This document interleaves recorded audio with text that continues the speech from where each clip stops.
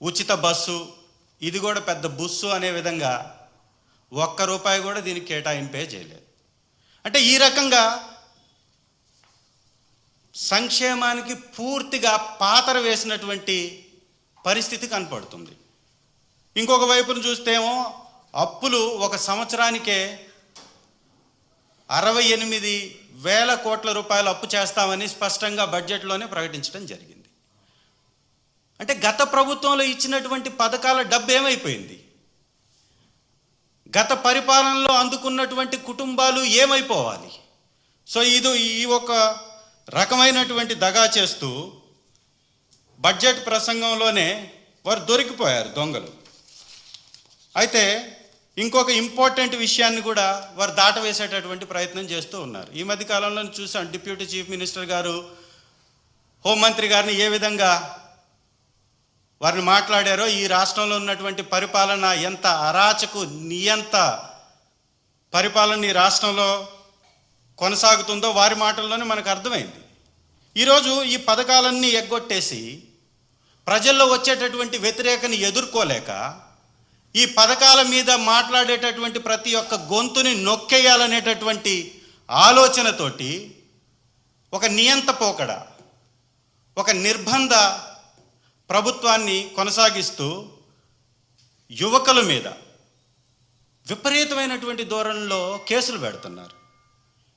యాక్చువల్గా వారికి 41A notice ఇచ్చి పంపించేటటువంటి కేసుల్లో కూడా అరెస్టులు పెట్టి 24 గంటల లోపల మెజిస్ట్రేట్ ముందు హాజరుపరచాల్సి వస్తుందని ఒక్కొక్కరికి 4-5 చోట్ల పోలీస్ స్టేషన్స్లో కేసులు పెట్టించి ఈ 24 గంటలు గడవక ముందే ఇంకొక పోలీస్ స్టేషన్లో సబ్మిట్ చేస్తూ, అక్కడ గడవక ముందు మళ్ళీ ఇంకొక పోలీస్ స్టేషన్కి తీసుకెళ్తూ వారిపై విచక్షణారహితంగా దాడి చేస్తూ, వారు పెట్టనటువంటి సంతకాలను పెట్టినట్టుగా చూపిస్తూ, వారు ఇవ్వనటువంటి వాంగ్మూలాన్ని ఇచ్చినట్టుగా వారిని దబాయించి సంతకాలు పెట్టించుకుంటూ అడ్డంగా దొరికిపోతున్నారు.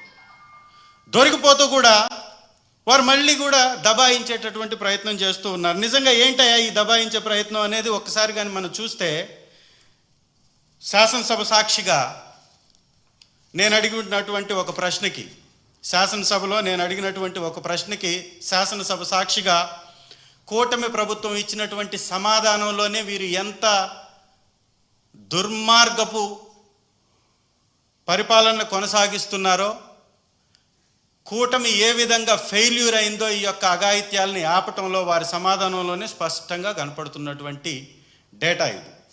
మేము అడిగాం, మాకు వచ్చినటువంటి అవకాశాన్ని బట్టి ఒక ప్రశ్న అడిగాం.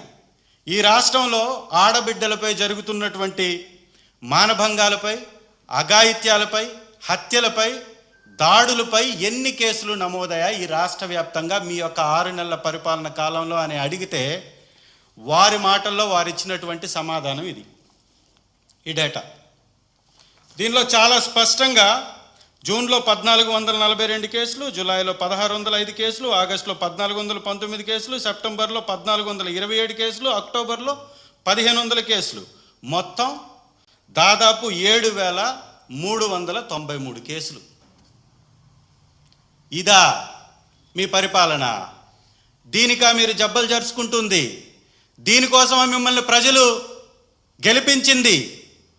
దీనికోసమా మీరు గద్దె ఎక్కింది అబద్ధాలు చెప్పి? ఇందుకా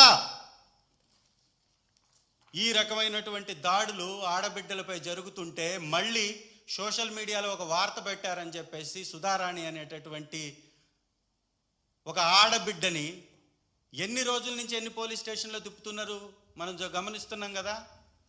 చాతగాని అసమర్థ పరిపాలన వలన ఇన్ని కేసులు నమోదయ్యాయనేది స్పష్టంగా వారి యొక్క మాటల్లోనే అర్థమవుతుంది మనకి. మేము అడిగినటువంటి ప్రశ్నకి వారు ఇచ్చినటువంటి సమాధానంలోనే స్పష్టంగా అర్థమవుతుంది. ఈ రాష్ట్రంలో ప్రతి 30 నిమిషాలకి ఒక అఘాయిత్యం, అత్యాచారం జరుగుతుంది. ప్రతి గంటకి 2 అఘాయిత్యాలు, అత్యాచారాలు, దాడులు జరుగుతున్నాయి. రాష్ట్రంలో మహిళలపై, పిల్లలపై దాదాపుగా జరుగుతున్నటువంటి కేసులు 7393 కేసులు ఒక 6 నెలల్లోనే వచ్చిందంటే ఈ 5 సంవత్సరాల్లో ఎన్ని కేసులు నమోదు అవబోతున్నాయో ఒక్కసారి గమనించండి. పవన్ కళ్యాణ్ గారు అధికారంలోకి రాకముందు పెద్ద పెద్ద మాటలు, ఊగిపోతూ మాట్లాడడం, ఈ సమాజంలో ఉన్నాము అనేటటువంటి స్పృహని కూడా కోల్పోయి మాట్లాడడం, వాలంటీర్లు అందరూ అమ్మాయిల్ని తరలించేస్తున్నారని మాట్లాడడం. మరి వీళ్ళెవరు సార్? ఈ అఘాయిత్యాలు చేస్తున్నటువంటి దుర్మార్గులు ఎవరు? ఈ అఘాయిత్యాలు చేస్తున్నటువంటి రౌడీ మూకలు ఎవరు? ఈ దారుణాలు చేస్తున్నటువంటి రౌడీ మూకలు ఎవరు? ఈ సంఘ విద్రోహ శక్తుల్ని పట్టుకోవడంలో మీ ప్రభుత్వం విఫలమైతే ఎవరిని దూషించాలి? ఎవరిని శిక్షించాలి? ఎవరిపై కేసులు పెట్టాలి? ఈ మానభంగాలు చేసేటటువంటి వ్యక్తులకి మీరిచ్చినటువంటి నోటీసులు మీరే పొందుపరిచారు. అంటే ఈ రాష్ట్రంలో ఒక రోజుకి 43 అత్యాచారాలు, అఘాయిత్యాలు, పిల్లలపై దాడులు, ఘోరాలు జరుగుతుంటే, ఒక రోజుకు 48 జరుగుతుంటే మీరు చేసినటువంటి నిర్వాహకం ఏంటయా అంటే, దాదాపుగా ఈ 6 నెలల్లో చట్టంలోని నిబంధన ప్రకారం నిందితులకు 41A CRPC /35(3) BNSS కింద నోటీసులు ఇవ్వబడిందంట. అంటే ఈ అఘాయిత్యాలు చేసేటటువంటి వారికి నోటీసులు ఇస్తారు మీరు, ఈ మానభంగాలు చేసేటటువంటి వారికి నోటీసులు ఇస్తారు, ఈ హత్యాకాండ నరమేధం సాధించేటటువంటి వారికి నోటీసులు ఇస్తారు. మీరు చేసేటటువంటి దుర్మార్గపు పరిపాలనని ప్రశ్నించినటువంటి వారి మీద మాత్రం కేసులు పెడతారు, వారిని జైల్లో పెడతారు, వారిని విచక్షణారహితంగా కొట్టిస్తారు, దాడి చేయిస్తారు, వారి కుటుంబాలకు తెలియకుండా వారిని తరలించి వేస్తారు, వారిని వివిధ పోలీస్ స్టేషన్లకి తిప్పుతూ మీరు ఉల్లంఘనకు పాల్పడతారు. ఇది ఏ రకమైనటువంటి దుర్మార్గపు నీతి అని ఈ కూటమి ప్రభుత్వాన్ని ప్రశ్నిస్తూ ప్రజలందరూ కూడా గమనించాలి. అప్పుల పేరుతోటి ఒక దగ, హత్యలు చేస్తూ కేసులు పెట్టకుండా వారందరినీ కూడా బయట ప్రపంచానికి వదిలేసి, వీరికి సంబంధించినటువంటి తెలుగుదేశం నాయకులు వారికి కొమ్ము కాస్తూ సాగిస్తున్నటువంటి ఈ నరమేధాన్ని ప్రజలందరూ గమనించాలి.